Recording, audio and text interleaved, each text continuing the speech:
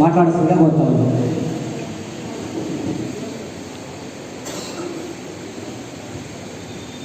జై భీమ్.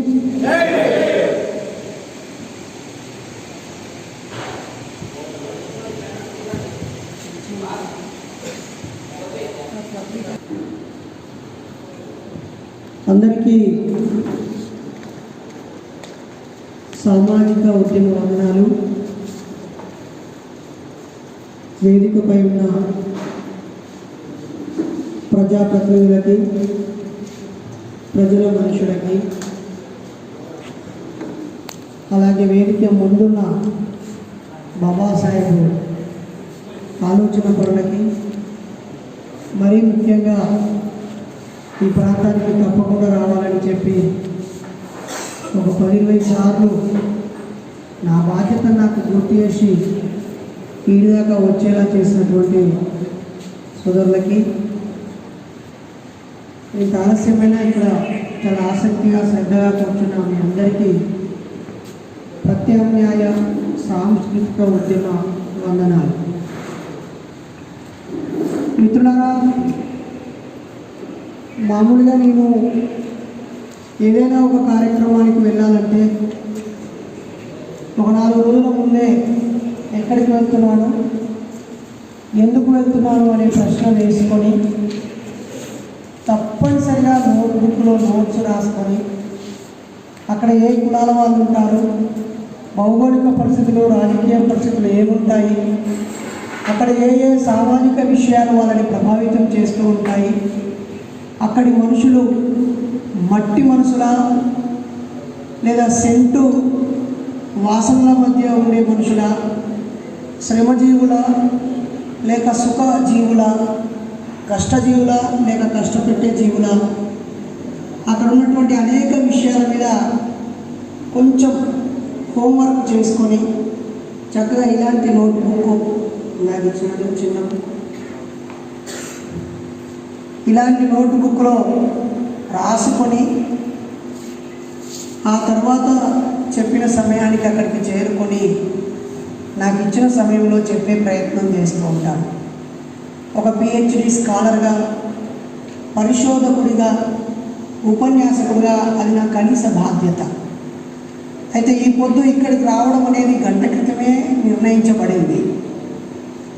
అది కూడా బాబాసాహెబ్ అంబేద్కర్ విగ్రహం మీద పెట్రోల్ పోసి కాలబెట్టినప్పుడు ఆయన బగబగ మండిపోతూ ఉంటే పక్కనే ఉన్న పోలీస్ ఆయన యూనిఫామ్ మీద కూడా పెట్రోల్ పడి ఆయన కూడా కాలిపోతూ ఉంటే అక్కడ పెద్ద ఉన్నత చదువులు చదివిన ఏం కాదు, స్టైల్గా ఉన్న ఏం కాదు, ఒక పెద్ద ఆయన దాన్ని ఆర్పడానికి తన టవల్ని, తన లుంగిని తీసి ఊపుతూ ఉంటే ఆ వీడియో చూసి చలించిపోయి తప్పకుండా ఆ గ్రామానికి వెళ్ళాలని చెప్పి ఇరికిచేడు కోసం ఎక్కడో వరంగల్కి 35 కిలోమీటర్ల అవతల నుంచి దాదాపు 400 కిలోమీటర్లు ప్రయాణించి గద్వాలకు రావడం జరిగింది. మిత్రులారా, మాలాంటి కొన్ని వందల మంది స్వచ్ఛందంగా ఆడికి వచ్చారు. అక్కడ మైక్ సౌకర్యం లేదు. మన సోదరులే మంచినీళ్ళు, సల్లా ప్యాకెట్లు, పులిహోర ప్యాకెట్లు అప్పటికప్పుడు ఇచ్చారు. మైకు లేకుండా మధ్యాహ్నం 2 గంటల నుంచి 6 గంటల దాకా మాట్లాడి అలసిపోయాము. కానీ అక్కడ ఉన్నటువంటి పోలీసు ఉన్నతాధికారులు మా ప్రాణ స్నేహితులు షాన్ రంజన్న రాజేష్ గారిని, మీరు ఈ జిల్లాలో ఇంకెక్కడికి వెళ్ళకూడదు, మీరు వెళ్తే మీ మాటలతో ప్రజలు ఉద్రేకానికి లోనై ఏం చేసే తెలియదు అని చెప్పి ఆయన్ని అడ్డుకోవడము, ఇబ్బంది పెట్టడము, ప్రయాణించొద్దని ఆయనకి అడ్డంగా పోలీసు వాళ్ళని పెట్టడం వల్ల అక్కడికే వచ్చినటువంటి మన మిత్రులు ఆ అన్న రాలేకపోతున్నాడు, నువ్వన్న రావాలి అని అంటే నేను రావడం జరిగింది. మిత్రులారా, ముందుగా నన్ను ఈ ప్రాంతానికి పిలిచిన మీ అందరికీ పేరు పేరున కృతజ్ఞతలు. నాకు ఈ ప్రాంతం కొత్తే కాదు. నేను 12 ఏళ్ల క్రితం ఇక్కడికి వచ్చాను. 12 ఏళ్ల క్రితమే ఇక్కడికి వచ్చాను. 7 ఏళ్ల క్రితం ఇక్కడ ఒక మీటింగ్ పెట్టి వెళ్ళాను. అలాగే 5 ఏళ్ల క్రితం వరకు రెగ్యులర్గా ఈ చుట్టుపక్కల ఉన్నటువంటి గురుకుల పాఠశాలలో, కస్తూర్బా గాంధీ పాఠశాలలో ఇది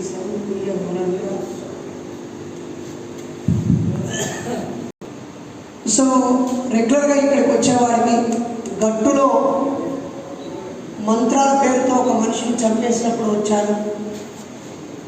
ఆ తర్వాత మల్దకల్లో ఒక స్కూల్లో సెమినార్ ఇవ్వడానికి వచ్చాడు. దౌలతాబాద్కి, రాయచూర్కి, అలాగే ఈ పక్కన ఉన్నటువంటి మహారాష్ట్ర బార్డర్ మొత్తం కూడా తిరిగారు. ఈ మధ్య ఉన్న యూట్యూబ్ కారణంగా బాబాసాహెబ్ అంబేద్కర్ విగ్రహాల దగ్గరికి ఒక వక్తగా వెళ్ళే అవకాశం రావడం వల్ల నా మాటల్ని మీ అందరికీ కొంతమందికి ముందే చేరిపోవడం వల్ల కొంతమందికి వాళ్ళ మనసులో నాకు స్థానం ఇచ్చినట్టు తెలుసుకున్నాను. అయితే ఈరోజు ఇప్పుడు ఇక్కడ ఏం మాట్లాడాలో నాకు నిజంగా తెలియదు. ఏదో మైక్ ఇచ్చింది కదా అని చెప్పి భారీ డైలాగులో మంచి పిట్ట కథలో బాగా మాట్లాడి అనిపించుకోవడం నాకు అసలు ఏమాత్రం ఇష్టం లేదు. అయితే వేదిక మీద ఉన్న పెద్దలైనా పర్వాలేదు, ముందున్న మిత్రులైనా పర్వాలేదు, నాకు ఒక్కొక్క టాపిక్ ఇవ్వండి. ఆ టాపిక్ పైన నా అభిప్రాయాన్ని, సమకాలీన అంశాన్ని జోడిస్తూ మీకు చెప్పే ప్రయత్నం చేస్తాను. ఎందుకంటే ఏ టాపికో నాకు తెలియకుండా మైక్ చేతిలో పెట్టారు, లేదా ఈ సందర్భాన్ని ఉద్దేశించి మాట్లాడడం వేరు. ఇదేనా సందర్భం? ఇదేనా మహనీయుల జయంతి వేడుకల సభ. ఓకే, ఏప్రిల్ 5వ తేదీన సాయంత్రం 6 గంటలకు మాచర్ల గ్రామం, గట్టు మండలం. ఓకే, ఇదే అంశం అంతే కదా? రైట్. జై భీమ్. మరి ఎవరు మహనీయులు? మహనీయులు అనడానికి అర్హతలు ఏమిటి అనే చోట నుంచి నా ఉపన్యాసాన్ని ప్రారంభిస్తాను. ఎవరు మహనీయులంటే మిత్రులారా, సొంత లాభం కొంతమాని పొరుగు వారికి తోడ్పడబోయి, దేశం అంటే మట్టి కాదోయ్, దేశం అంటే మనుషులోయ్ అంటాడు గురజాడ అప్పారావు. మరి మన చుట్టూ ఉన్న వాళ్ళు ఎంతమంది సొంత లాభాన్ని వదులుకొని సమాజం కోసం పనిచేస్తూ ఉన్నారు? మన చుట్టూ బతికిన వాళ్ళు, మన కళ్ళ ముందు చచ్చిపోయిన వాళ్ళు ఎంతమంది ఇంకా గుర్తించుకునే స్థాయిలో సేవలు చేశారు అనే దాన్ని బట్టే మహనీయులు అనబడతారు. అందుకే మహనీయులు ఎవరు అని డౌట్ రాకుండా వేదిక మీద కొన్ని ఫోటోలను పెట్టారు. ఆ ఫోటోలో ఉన్న మొదటి వ్యక్తి ఎవరు? గౌతమ బుద్ధుడు. ఎవరైనా ఒక రాజు, ఒక రాజ్యానికి రాజు, మరి ఆయన చేసిన మహనీయుని తత్వం ఏంటి? ఆయన ఏం పని చేసిండు? ఎందుకైనా ఫోటో పెట్టుకున్నాం? మహనీయుల లిస్టులో ఆయన పేరెందుకున్నది? క్వశ్చన్ కరెక్ట్గా అన్నది. అది తెలుసుకుంటే కదా చాలామంది మీటింగులలో ఫోటోలో పెట్టేస్తున్నాం. ఈరోజైతే బాబు జగజ్జీవన్ రామ్ 115వ పుట్టినరోజు. ఇందాక పెద్దలు మాట్లాడుతూ ఆయన గురించి కొంచెం చెప్పే ప్రయత్నం చేసారు. చిన్న కరెక్షన్, ఆయన ఉప ప్రధానమంత్రిగా పనిచేశారు, ఉపరాష్ట్రపతిగా కాదు. ఓకే, ఉపరాష్ట్రపతి, ఉప ప్రధానమంత్రి. అది కూడా 1975 ఎమర్జెన్సీ తర్వాత ఇందిరాగాంధీని వ్యతిరేకించి ఆ తర్వాత ఏర్పడిన ప్రభుత్వంలో ఆయన ఉప ప్రధాని అయ్యాడు. అంతకుముందు అనేక ప్రధానమంత్రుల దగ్గర జాతీయ స్థాయిలో మంత్రిగా పనిచేశాడు. ఆయన స్టోరీ మనం తర్వాత చెప్పుకుందాం. ఫస్ట్ బుద్ధుని దగ్గర నుంచి వద్దాం. ఆసక్తి ఉందా మీ అందరికీ? రెడీయా? టక ఒక్కొక్కరి గురించి ఎక్కువసేపు కాదు, సూటిగా చెప్పుకున్నాను. బుద్ధుడు ఏం చేసింది ఈ సమాజానికి? జ్ఞానం అంటే ఏమిటి? ఆయన ఇంగ్లీష్ చెప్పినా, మ్యాథ్స్ చెప్పినా, లేదా ఏదైనా సైంటిస్ట్గా ఏదైనా వస్తువు కనిపెట్టి మనకి ఇచ్చిందా? ఏం చేసిండు అనేటప్పటికీ కొంత చదువుకున్న వాళ్ళు, విద్యావంతులు కూడా సూటిగా చెప్పడానికి కష్టమవుతారు. అందుకే ఎవరైనా మిమ్మల్ని అడిగితే మీరు చెప్పండి. బుద్ధుడు అనేట ఆయన క్రీస్తు పూర్వం 6వ శతాబ్దంలో పుట్టి అప్పటి వరకు భారతదేశంలో కొనసాగుతున్న పూజారుల యొక్క, వాళ్ళని హిందువులు అనరు, ఇప్పుడు హిందువులు అనే పేరు పెట్టుకున్నారు, కానీ అప్పటికి హిందువులు అనరు. ఈ పూజారులనే ఎర్రటి రంగు ఉన్నటువంటి బ్రాహ్మణులు ఖైబర్ మూలాలు కనుమల గుండా, ఆ పాకిస్తాన్, కజకిస్తాన్ సందుల గుండా, హిమాలయ పర్వతాల మధ్యలో ఎత్తైన కొండల మధ్య నుంచి, మధ్య ఆసియా ప్రాంతం నుంచి పొట్ట చేత పట్టుకొని వచ్చి, అరే ఈ సమాజం అరే ఏదో బాగానే ఉందని చెప్పి ప్రజలారా, మీరందరూ ఇక్కడ ఒక సిద్ధాంతం లేదు, మీకు భయం లేదు, మీకు భక్తి లేదు, మేము మీకు భయం భక్తి నేర్పిస్తాం. మేము ఎర్రగా బుర్రగా ఉన్నాం కదా, మా భాష సంస్కృతం, ఈ సంస్కృతానికి లిపి లేదు, ఈ సంస్కృతము ఆ దేవతలకు అర్థమవుతుంది, ఈ సమాజం అంతా దేవుళ్ళ చేతిలో ఉంటుంది, దేవుళ్ళు సంస్కృత మంత్రాల చేతిలో ఉంటారు, ఆ మంత్రాలు భూమి మీద ఉన్న మాకే వస్తాయి, మేమే ఆ దేవుళ్ళకి ప్రతిరూపాలము. జగత్ సర్వం దైవాధీనం తన మంత్రం బ్రాహ్మణాధీనం బ్రాహ్మణో మమ దేవత అని రాసుకొని మొత్తం ఆ దేవుళ్ళని, ఇంద్రుణ్ణి, సూర్యుడిని, చంద్రుణ్ణి, ఆ గంగా సింధు పరివాహ ప్రాంతాల్లో వాళ్ళు ఏ విధంగా వచ్చారు, ఏ విధంగా మందు తాగారు, ఏ విధంగా ఆవులను ఎద్దులను కోసుకొని తిన్నారు, ఎలాంటి పూజలు చేశారు, వాళ్ళ దినచర్యలన్నీ పుస్తకాలలో రాసి రాసి రాసి రాసి 4 గ్రంథాలు రాసి వాటిని వేదాలు అని చెప్పి రాసుకొని, ఆ వేదాలు కూడా వేరేటోళ్ళు చదవద్దు, 3 కులాల వాళ్ళు మాత్రమే బ్రాహ్మణ క్షత్రియ వయసులో చదువుకోవాలి, వాళ్ళే వేదాలు చదవాలి, వర్ణించాలి, వినాలి, రాయాలి, నేర్చుకోవాలి, రాజులు వాళ్ళకు సహాయం చేయాలి, బ్రాహ్మణులకు కోమట్లు మాత్రమే వ్యాపారం చేయాలి, మిగిలిన రెడ్లు, వెలువలు, కమ్మలు, కాపులు, శాలులు, గౌళ్ళు, గొల్లలు, మునురు కాపు, ముదిరాజులు వీళ్ళందరూ వాళ్ళకు సేవ చేయాలని వాళ్ళు ఒక అన్ని పిచ్చి మాటలు రాసుకుంటూ ఈ ప్రకృతిని శాసించే దేవుళ్ళను సాటిస్ఫై చేయాలంటే ఆవులని, మేకలని, గొర్రెలను కోసి ఆ పూజారులమైన మాకు యజ్ఞాలు, యాగాలు చేసి మా కడుపులు ఇస్తే దేవుళ్ళు సాటిస్ఫై అవుతారు. అందమైన ఆడపిల్లలు తీసుకొచ్చి మా దగ్గర పడుకోబెడితే మేము శుద్ధి చేసి మీకు ఆ పిల్లల్ని పంపిస్తాము అని దొంగ మాటలు చెప్తూ యజ్ఞాలు, యాగాలు, జంతువులు భరిస్తూ ఏ పని పాట లేకుండా ఒక వర్గం తయారై ఈ సమాజానికి అజ్ఞానాన్ని నూరిపోస్తున్నప్పుడు ఈ మహానుభావుడు ఈ సమాజం నిండా దుఃఖం ఉన్నది, కన్నీళ్ళున్నాయి, భయపడుతున్నారు, సావంటే భయం ఉంది, చచ్చిపోయిన తర్వాత స్వర్గం పోతున్నా నరకం పోతున్ననే భయం ఉంది, పాపము పుణ్యం అనే భయం ఉంది, ఆత్మ అని నమ్ముతున్నారు. ఇవన్నీ నాకు ఎందుకో మంచిగా అనిపించలేవు అని చెప్పి వాళ్ళ భార్యతో మాట్లాడి, ఇప్పటికే నాకు 40 ఏళ్ళ వయసు వచ్చింది, మరి మన ఇద్దరం కలిసి మాట్లాడుతున్నాము, ఎన్నేళ్ళు నీ కోసం, మన ఊరి కోసం, మన బిడ్డ కోసం, మన కొడుకు కోసం బతికినా ఇప్పటి నుంచి ఈ సమాజం మీద ఆలోచించాలనుకో నేను పోతా అని చెప్పి పుస్తకంలో రాసుకున్నట్టుగా పండుకున్నాక కాలు మొక్కిన కథ కాదు, తప్పు. ఆమెతో ఒక ఒప్పందం తీసుకొని ఈ సమాజంలో ఒక జ్ఞానాన్ని పంచేటువంటి ఒక సోఫిస్ట్ లాగా, గ్రీస్లో ఉన్న సోఫిస్టుల లాగా ఆయన బయలుదేరిగి నాకు ఏ ఆస్తులకు నేను రాజులు, రాజరికము, బంగారము, లేకపోతే అవారు, చెప్పులు, ఇంట్లో చప్పట్లు పడితే దాసీలు, పనిచేసే పని మనుషులు ఇదే వద్దు, నాకు నేను బతుకుతా, ఒక డ్రెస్ నీదేసుకుంటా, ఒకటే గుంటా, ఒకటి సంకల పెట్టుకుంటా, ఆకలైనప్పుడు నడుపుకోవడానికి ఒక చిప్ప పట్టుకుంటా, అలాగే ఈ చినిగిపోయిన బట్టలు కుట్టుకోవడానికి ఒక సూది, ఇవేనా ఆస్తి అని చెప్పి ఆ వస్తువులతో బయటికి వెళ్ళిపోయి సమాజాన్ని తరోగా చూసి చూసి చూసి పరిశీలించి గమనించి ఆలోచించి దీని అంతటి కారణం ఏంటిది అని ఆలోచించి నిజంగానే ఒక కాడ కూర్చుని తపస్సు చేస్తే, దేవుళ్ళని మొక్కితే ఆత్మలు శాంతించుతాయా, జ్ఞానం వస్తుందా అని ఆలోచించి ప్రజలారా నాకు అర్థమైపోయింది, ఇగో ఈ చెట్టు కింద నేను 30-40 రోజులు కూర్చున్నా, ఏమర్థమైందంటే ఉత్త కూర్చుంటే ఏ తెలివి రాదు అని నాకు అర్థమయ్యింది అని చెప్పాడు. అలాగే ఈ యజ్ఞాలు, యాగాలతో ఉపయోగం లేదు, వ్యవసాయానికి ఉపయోగించేటువంటి ఆ జంతువులని 100 వేలు కోసి కోసి కోసి వాళ్ళు పందులు లెక్క తింటారు, ఇది తప్పు అని చెప్పాడు. ఆ వేదాలలో వల్ల ఉపయోగం లేదు, ఆ మంత్రాలకు శక్తి లేదు, ఆత్మ లేదు, పునర్జన్మ లేదు, స్వర్గం లేదు, నరకం లేదు, దేవుడు లేదు, నీ యజమానివి నీవే, నీ బతుకులు నువ్వే నిర్మించుకొని తయారు చేసుకో. ఈ కులాలు వద్దు, ఈ మతాలు వద్దు, ఈ వర్ణ వ్యవస్థ వద్దు, ఒకడు ఎక్కువ ఒకడు తక్కువ అనే గుణం అవసరం లేదు.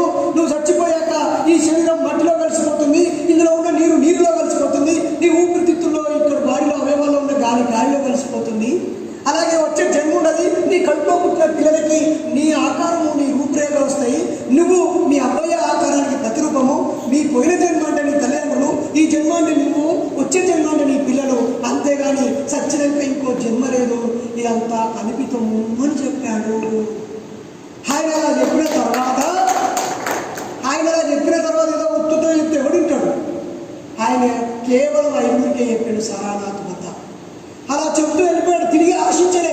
ఎవడైనా ఏదైనా ఆశిస్తే వారికి దుఃఖం వస్తుంది. అప్పుడు ఇక్కడికి రాగానే నాకు శాలువా కప్పాలి, సన్మానం చేయాలి, ఓ బిడ్డ అజ్జాలు ఇచ్చారు, అప్పుడు ఏం చేయాలనుకో, ఏం చేయలేదు రాండి రాసిపోతాం. ఏం అక్కర్లేదు అనుకుంటే ఎంత సుఖం ఉంటుంది, ఎంత సంతోషం ఉంటుంది చెప్పు. మీరు ఏదైనా కావాలని పని చేస్తే అది రాకపోతే బాధ, ఏమీ ఆశించకుండా చేస్తే వచ్చిందంత ఆనందమే, దుఃఖం లేదు. కాబట్టి ఆయన చెప్తూ చెప్తూ చెప్తూ చెప్తూ పోతే ఆయన చెప్పే దాంట్లో సత్యం ఉండటం వల్ల, నిజం ఉండటం వల్ల చూస్తున్న వాటన్నిటిని పరిశీలించిన ప్రజలు వందల వేల మంది ఆయన దారిలో నడవడం ప్రారంభించారు. రాజులు కూడా ఆయన దగ్గరకు వచ్చి అనేక ప్రశ్నలు వేసి అనేక విషయాలు తెలుసుకొని తన రాజ్యాన్ని బౌద్ధ జీవన విధానం వైపు నడిపించారు. కేవలం చెప్పులు లేకుండా మోటార్ బైకులు, సైకిల్, కాంచనం అంటే సైకిల్ వాడింది కావచ్చు, ఇప్పుడు కొంతమంది బైకులు వాడుతున్నారు కావచ్చు, మనం కార్లు వాడుతున్నాం. మొన్న కేసీఆర్ గారు అయితే ఒక్కగా 119 నియోజకవర్గాలకి హెలికాప్టర్ డమ్మ స్పీచ్ ఇచ్చాడు. ఆయన అంత చేసిన 119 నియోజకవర్గాలలో 90, 60, 70 ఎమ్మెల్యేలు గెలిచినట్లు ఆయన. రేపు గెలుతడా పోతున్నారని పక్కన పెడితే, కానీ ఆయన వల్ల 200 దేశాలు ప్రభావితం చెందినవి. 200 దేశాల రాజులు మారిపోయిండ్రు. ఎంత పెద్ద ప్రయాణం అయినది, ఎంత పెద్ద నడక అయినది. ఒక సందర్భంలో వాళ్ళ భార్య వచ్చి ఆయన కపిలవస్తు రాజ్యానికి వచ్చినప్పుడు, అరే కొడుక పోయి మీ నాయనను, మీ డాడీని, మీ ఫాదర్ని, ఆయన సంపాదించిన జ్ఞానానికి నువ్వు వారసుని అడుగుపో అంటే చాలా సింపుల్గా ఆయన తన కొడుకుకు ఏమని చెప్తాడంటే, తన చేతిలో ఉన్న చిప్ ఆయన చేతిలో పెట్టి, అరే ఉండగట్టే ఆ సంపదలో, బంగారంలో ఆనందము తృప్తి ఉండదురా, జ్ఞానం దారిలో వెళ్ళమని చెప్పి ఆయనకు కూడా బౌద్ధాన్ని ఇచ్చి, నువ్వు నా కొడుకు అని గౌరవాన్ని పొందకు, ఇందులో జ్ఞానం పొందిన నా శిష్యుల దగ్గర జ్ఞానం పొందుమని అప్పచెప్తాడు. మిత్రులారా, వాళ్ళ నాన్న వచ్చి, ఓ బుద్ధుడా, అరే కొడుక నువ్వు పోతే నాకు కన్నీళ్ళు వస్తున్నాయి, దుఃఖం వస్తుందిరా, నువ్వు ఈయనే ఉండి నేను మంచిగా చూసుకుంటా, తిండి పెడతా, ఒక ఆశ్రమం కట్టిస్తా, నువ్వు చెప్పుకోలేదో ఈయన కూర్చొని చెప్పుకోరా అంటే, అప్పుడు ఆయన ఏం చెప్పారో తెలుసా వాళ్ళ నాన్నకి? నాన్నగారు అంటే ఈ భాషలో చెప్తున్నాను, నాన్నగారు నీ కొడుకునైన నేను నిన్ను విడిచిపెట్టి పోతే నీకు దుఃఖం వస్తుందని నాకు తెలుసు. నా మీద ప్రేమ, వాత్సల్యము, అనురాగము, ఆప్యాయత కుమ్మరించాలని మీరు అనుకుంటున్నారు. నాకు అనేక సేవలు, సౌకర్యాలు కల్పించి నన్ను మంచిగా చూసుకోవాలనుకుంటున్నారు. నేను ఆనందంగా ఉండడం ద్వారా నువ్వు ఆనందం పొందాలనుకుంటున్నావు. తప్పు. నీ రాజ్యంలో ఉన్న ప్రజలందరినీ కూడా నువ్వు నీ బిడ్డలాగా చూసుకో, అప్పుడు ఆనందం వందనట్లయిద్దని చెప్పాడు. ఎంత గ్రేట్ మాట అని తాను జ్ఞాన ప్రసారంలో ప్రయాణించి చచ్చిపోయాడు. ఆయన చచ్చిపోయిన తర్వాత ఆయన అస్థికలను తీసుకుని వేల స్తూపాలుగా నిర్మించారు. ఆయన చెప్పిన మాటల్ని ఆయన శిష్యులు ఉన్నది ఉన్నట్టుగా మరో తరానికి ఇచ్చారు. అలా అశోకుడు లాంటి వాడే లక్షలాది మంది చచ్చిపోయిన తర్వాత, కళింగ యుద్ధం తర్వాత ఈ రక్తపాతము, ఈ చావులు, ఈ చంపడాలు కాదు, బుద్ధుడు చెప్పినటువంటి శాంతి, సౌభ్రాతృత్వము, ఆ 5 రంగుల పంచశీల, నేను మద్యం సేవించను, నేను వ్యభిచారం చెయ్యను, నేను దొంగతనం చెయ్యను, నేను అబద్ధమాడను, నేను ఏ జీవిని హింస పెట్టను అనే 5 విలువైన సూత్రాల మీద బుద్ధుడు జ్ఞాన సమాజాన్ని నిర్మించాడు. 3 చెప్పాడు. బుద్ధం శరణం గచ్చామి, ధమ్మం శరణం గచ్చామి, సంఘం శరణం గచ్చామి. అంటే జ్ఞానం బాగుండాలి, నువ్వు వెళ్ళే మార్గం బాగుండాలి, నువ్వు నిర్మాణం చేసుకునే సంఘం బాగుండాలి, ఈ సంఘంలోనే నీకు ఆనందం ఉంది, నీ ఇల్లు కూడా ఈ సమాజంలో ఒక భాగం అని చెప్పాడు. ఆయన ఇచ్చిన ఆ జ్ఞానం ఆధారంగానే మనమందరం బాగా ఇష్టపడే మహానుభావుడు బాబాసాహెబ్ అంబేద్కర్ 10వ తరగతి ఫస్ట్ ర్యాంక్ పాస్ అయినప్పుడు ఆ బుద్ధుడి చరిత్ర పుస్తకము ఆయన చేతిలో పెడితే అది చదివి బుద్ధిస్టుగా మారి 200 రకాల బుద్ధిస్టు పుస్తకాలను చదివి అనేక దేశాలు తిరిగి 1935 మార్చి 14వ తేదీన హిందూగా పుట్టిన నేను, హిందూ మతంలో ఉండడం వల్ల నేను తక్కువ జాతున్నని, అస్పృశ్యున్నని, అంటరానున్నని, శూద్రున్నని అనేక రకాల అవమానాలు పడ్డాను అని యోలా మహాసభలో నేను హిందూగా పుట్టాను కానీ హిందూగా చచ్చిపోతాను అని చెప్పి 20 ఏళ్ళ 1956 అక్టోబర్ 14 నాగపూర్లో 5-6 లక్షల మంది ప్రజల ముందు బుద్ధుడు చెప్పిన నీతి సిద్ధాంతం బాగుంది, ఈ దేశంలో అతి గొప్ప మేధావి, మంచి మనిషి, ఆయన చెప్పిన మార్గమే గొప్పదని చెప్పి ఆయన బౌద్ధాన్ని స్వీకరించాడు. అప్పటిదాకా సూటు బూటు వేసుకొని, టై బెల్ట్ పెట్టుకొని కత్తర్రాగా ఉన్న హీరోలాగా ఉన్న ఆయన అక్టోబర్ 14, 1956లో ఒక బుద్ధిస్ట్ లాగా, బుద్ధుని అనుచరులాగా పైనుంచి కింది దాకా డ్రెస్ ఇప్పుడు మన ఉత్తరప్రదేశ్ ముఖ్యమంత్రి వేసుకుంటాడు. ఆయన పేరు ఏంటో ఉండే యోగి ఆదిత్యనాథ్. ఆయన వేసుకున్న డ్రెస్ వేసుకుంటాడు. అది కాపీ కొట్టిండు. అది అంబేద్కర్ గారి డ్రెస్. ఓకేనా? మనం ఇప్పుడు చూసి అంబేద్కర్ డ్రెస్సు చాలా సంవత్సరాలు అట్నే ఉన్నాడు కాబట్టి మనం విగ్రహాలు పెట్టుకోవడం సంతోషం. కానీ ఆయన చివరి దశలో బుద్ధుని దారిలోనే నడిచాడు. అందుకే బుద్ధుడు మహనీయుడని ఆయన ఫోటో అక్కడ పెట్టుకున్నారు. 6వ తరగతి పుస్తకంలో బుద్ధుడి గురించి మనకు 2-3 పేజీలలో ఉంటుంది. కానీ పుస్తకాలు రాసిన వాళ్ళు వాళ్ళే, ముద్రించిన వాళ్ళు వాళ్ళే, పాఠం చెప్పేటోళ్ళు వాళ్ళే, చరిత్రను రాసేటోళ్ళు వాళ్ళే, దాని రాజ్యాధికారం వాళ్ళ చేతుల్లో ఉంది. కాబట్టి బుద్ధుడు అసలు ఏం కోరుకున్నాడు, ఏం చెప్పిండు, ఎవరి మీద పోరాటం చేసిండు, అప్పటిదాకా ఉన్న కులం మీద, మతం మీద, అప్పటిదాకా ఉన్న బ్రాహ్మణీయ మనువాద ఆధిపత్య వ్యవస్థ మీద ఆయన ఎలాంటి తిరుగుబాటు చేసి ఆ నీళ్ల సమస్యను పరిష్కరించాడు, తగాదాలు పరిష్కరించాడు, ఆడవాళ్ళైనటువంటి సుజాతకు ఏ విధంగా బౌద్ధం ఊరిపోశాడు, ఏ విధంగా ఆమ్రపాలి అనే వేశ్య అనే స్త్రీ కూడా తన దగ్గరికి వస్తే ఏ విధంగా ఆమెను కూడా మార్చి సమాజ హితంగా మార్చాడు, తనను చంపేయాలని వచ్చిన అంగుళీమాలుని కూడా తన శిష్యుడిగా ఎలా మార్చుకున్నాడు, ఏ విధంగా చాకలిని, మంగలిని, ఇతర కులాల్లో ఉన్న వాళ్ళందరినీ కూడా ఏ విధంగా శిష్యుడు మార్చుకున్నాడో మనం ఆయన రాసిన పుస్తకం చదువుతూ తెలుస్తుంది. బాబాసాహెబ్ గారు చచ్చిపోతూ రాసిన పుస్తకం కూడా బుద్ధ అండ్ దమ్మ అనే పుస్తకమే. ఇక్కడ ఎంతమంది సోదరుల ఇళ్లలో ఆ బుక్ ఉందో తెలుసుకోవాలన్న ఒక ఆశ ఉంది. బుద్ధ అండ్ దమ్మ పుస్తకం ఎవరెవరు ఇళ్లలో ఉంది చెయ్యలేపండి ఒక్కసారి. 1, 2, 3, 4. ఓకే, మనం ఇక్కడ 100 మంది పైన ఉన్నాము. 4 ఇళ్లలో ఉంది. అది బాబాసాహెబ్ స్వయంగా రాసిన బుక్. ఇంత దొడ్డు ఉంటుంది. ఎండ్లూరి గారు దాన్ని తెలుగులోకి రాసింది. అంబేద్కర్ గారు దాన్ని ఇంగ్లీష్లో రాసింది. మరి ఆయన చచ్చిపోతూ కూడా రాసిన బుక్ అది. ఆఖరి బుక్ కూడా మనం చదువుతలేము. బొచ్చని పైసలు పూజలకు పెడుతున్నాం, మేకలకు పెడుతున్నాం, దావతులకు పెడుతున్నాం, పండుగలకు పెడుతున్నాం, బట్టలకు పెడుతున్నాం, ఎంజాయ్ పెడుతున్నాం. వాళ్ళ దోస్తులతో తాపేయడానికో, స్ప్రైట్లకో, మాజాలకో ఎన్ని బొచ్చలు ఖర్చు పెడుతున్నాం. కానీ బాబాసాహెబ్ రాసిన బుక్ చదివితే ఆయన ఏ విధంగా మహానుభావులో మనకు అర్థమవుతుంది. ఒక్కసారి బుద్ధుడికి గట్టిగా, బుద్ధుడికి మరొకసారి బుద్ధుడికి. దేవుడు, దయ్యము, ఆత్మ, పునర్జన్మ లేదు అని చెప్పిన బుద్ధుడికి, పరలోకము లేదు అని చెప్పిన బుద్ధుడికి, యజ్ఞాలు, యాగాలు, వేదాలు, పూజాలు వేస్ట్ అని చెప్పిన బుద్ధుడికి మన మనసు ఒప్పుద్దా?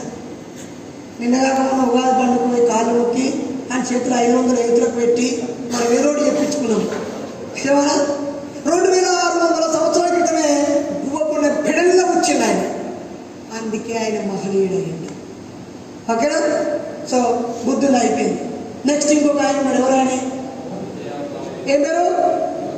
ఈయనెవరి పై ఇంతకీ బుద్ధుడు ఏం క్యాస్ట్? ఆయన ఒక రైతు కులం. ఒకవేళ ఇక్కడ ఉన్న దురలు మావోడే అనుకుంటే అనుకోవచ్చు, కాపులు మావోడే అనుకుంటే అనుకోవచ్చు, బలిజలు మావోడే అంటే అనుకోవచ్చు, వ్యవసాయం చేసే రెడ్డిలు మావోడే అనుకుంటే అనుకోవచ్చు. ఎందుకంటే ఆ రోజుల్లో రాజరికాలు ఏం లేవు, జానపదాలు ఉన్నప్పుడు కాలంలో కదా. ఓకేనా? సో ఆయన ఆ కులం. ఆయన తర్వాత ఉన్నటువంటి ఆయన పేరే మహాత్మా జ్యోతిరావు ఫులే. ఇప్పుడు మనం అందరం అనుకుంటున్నట్టు గాంధీ తాతకు మహాత్మా అనే బిరుదు ఎవరు ఇయ్యలే. రవీంద్రనాథ్ ఠాగూర్ అనేట ఆయన నువ్వు మహాత్ముడు అని ఈయన ఆయన అన్నాడు. ఆయన ఏమో నువ్వు విశ్వకవి అని ఈయన అన్నాడు. ఒకరికొకరు ఇచ్చుకున్నారు. మనందరూ కూడా అట్లనే నమ్ముతాను. అందుకే మొన్న ఒక 4వ తరగతి చదివే అమ్మాయి కేంద్ర ప్రభుత్వాన్ని అడిగింది, గాంధీ గారికి మహాత్మా అనే బిరుదు ప్రభుత్వం కానీ, బ్రిటిష్ వాళ్ళు కానీ, ఏదైనా పార్లమెంట్ కానీ ఏదైనా చట్టం చేసి సర్కులర్ ఇచ్చి మహాత్ముడు అని డిక్లరేషన్ ఇచ్చినా ఏమైనా ఆధారం ఉందంటే లేదు అని సమాచారం ఇచ్చేది. సరే, ఇప్పుడు మహాత్మా గాంధీ మహాత్ముడా కాదా అనేది మనకెందుకు లేదు. పక్కింటి మంచిదా చెడ్డా మనకెందుకు? మన ఇంట్లో నువ్వు చెడ్డోలా మంచిగా తెలుసుకుంటే అయిపోయా. కాబట్టి నిజమైన మహాత్ముడుగా 100,000 మంది ప్రజల చేత గౌరవించబడ్డ వ్యక్తి మహాత్మా జ్యోతిరావు ఫూలే. ఆయన పువ్వులు అమ్ముకునే కులం.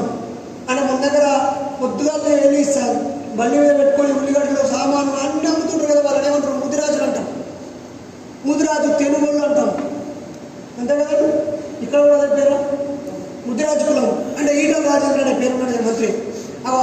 ఎప్పుడైనా మంత్రి కానీ ఆ కులం వెళ్ళి ఆయన ఏం చేసిండు?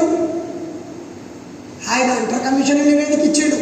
ఈ దేశం బాగుపడాలంటే చదువు చెప్పాలి అని. కానీ అప్పుడున్న బ్రిటిష్ ప్రభుత్వం ఏం చేసింది, మేమెందుకు చదువు చెప్తాం, మాకు అటెండర్లు కావాలి, అటెండర్లను తయారు చేసుకునే చదువు చెప్తాం కానీ తెలివినిచ్చే చదువు మేమెందుకు చెప్తున్నాం భయ్, మేము పైసలు పెడితే ఏదైనా తిరిగి లాభం వచ్చే పని చేస్తాం కానీ మేము పైసలన్నీ పెట్టి మిమ్మల్ని తెలివెందుకు చేస్తామని మాట్లాడితే ఆ రోజుల్లో బ్రిటిష్ వాళ్ళని ఒప్పించి స్కూల్ పెట్టిపించాడు. అలాగే తనకు తెలిసిన అన్ని కులాల్లో డబ్బులున్న వాళ్ళందరినీ పోగు చేసుకుని అన్ని కులాలు ఆయన బడులు పెట్టాడు. తన కడుపులో పిల్లలు పుడితే ఆ కడుపులో పుట్టిన పిల్లలకు కారు కొనాలి, బంగ్లా కొనాలి, ఫ్లాట్ కొనాలి, ఇల్లు కట్టాలి, చదివించాలి, పెళ్లి చేయాలి, వాళ్ళ పిల్లలకు బాగా చూసుకోవాలి. మొత్తం వాళ్ళకి వీడు బతికేదంతా వానికి అన్నం కోసమే బతుకవుతుంది. ఎవరు బతుకోడానికి ఉంటలేదు. ఇప్పుడు వాళ్ళ కడుపులో పుట్టిన ఇద్దరి కోసమే బతుకుతారు చాలా మంది. అందుకే వాళ్ళు మహనీయుల లిస్టులో ఉండరు. ఇట్లా మన కడుపులో పిల్లలు పుడితే మన ప్రేమంతా మన పిల్లల మీద ఉంటుంది, ఈ సమాజం మీద ఉండదు అని చెప్పి ఆ జ్యోతిరావు పూలే వాళ్ళ భార్య సావిత్రిబాయి పూలే పిల్లల్ని కనకుండా ఉన్నారు. మిత్రులారా, ఆయన ఎందుకు మహనీయుడు? ముత్తేనే ఆయన మీ కులమా మా కులమా, మనకి హక్కులు అవకాశాలు ఇచ్చిందా అని ఆలోచిస్తాం కానీ మాకేంటి నాకేం తెలిసిందని ఆలోచిస్తాం కానీ ఎందుకు మహనీయుల స్థానంలో ఆయన ఉన్నాడు? ఎస్, ఆయన ఈ సమాజంలో ఉన్న లోపాలకి కారణము, గౌరవం లేకపోవడానికి కారణము, జ్ఞానం లేకపోవడానికి కారణము, ఆర్థికంగా అభివృద్ధి ఎదగకపోవడానికి కారణము, నైతికంగా ఎదగకపోవడానికి కారణము, గౌరవ మర్యాదలు తగ్గడానికి కారణము, ఈ సర్వ రోగాలకి నివారణ జ్ఞానము. అది చదువు ద్వారా వస్తుంది.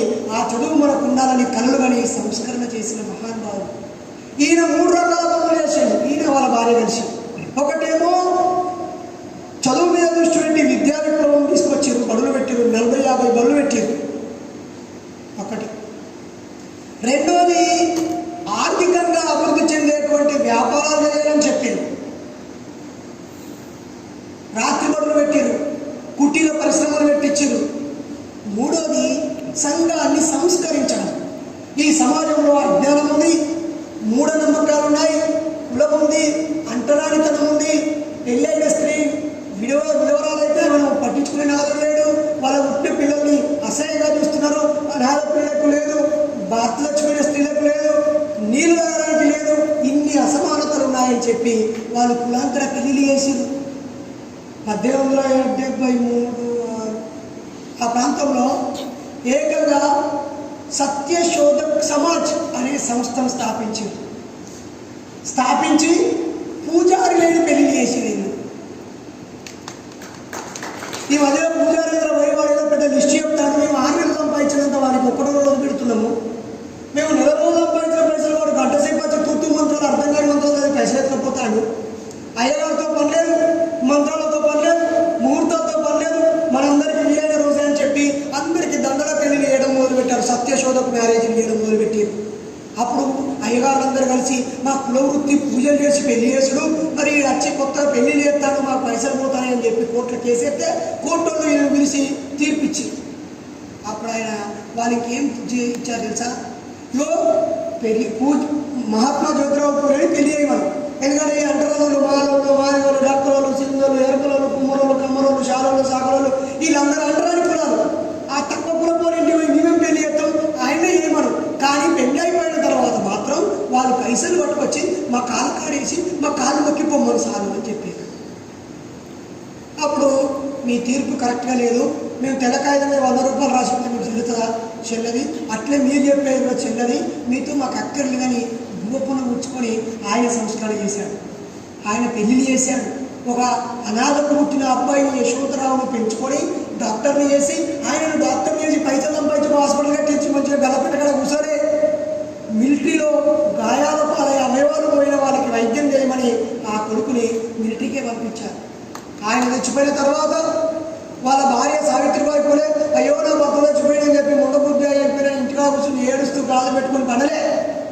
ఆమె ఆయన స్థాపించిన సంస్థకు నాయకురాలై ఈ సమాజాన్ని సంస్కరించడానికి కావాల్సిన పోరాటాలు చేసింది. కులాంతర పెళ్లి చేపించింది. ప్లేగు వ్యాధితో తల్లడిల్లుతున్నప్పుడు ఆమె కూడా ఆ సహాయక కార్యక్రమాల్లో పాల్గొని ఆ జబ్బు సోకి చచ్చిపోయింది. ఆమె చదువు చెప్పిన మొట్టమొదటి చదువుల తల్లిగా మారింది. ఆమె చదువు చెప్పడానికి వెళ్తే ఆమె మీద బురద తగ్గుతూ ఉంటే తన బ్యాగులో టిఫిన్ బాక్స్ పెట్టుకొని పోయి లిప్స్టిక్లు పెట్టుకొని పోలే. ఆమె ఆ బ్యాగులో ఇంకో జత బట్టలు పెట్టుకొని పోయింది.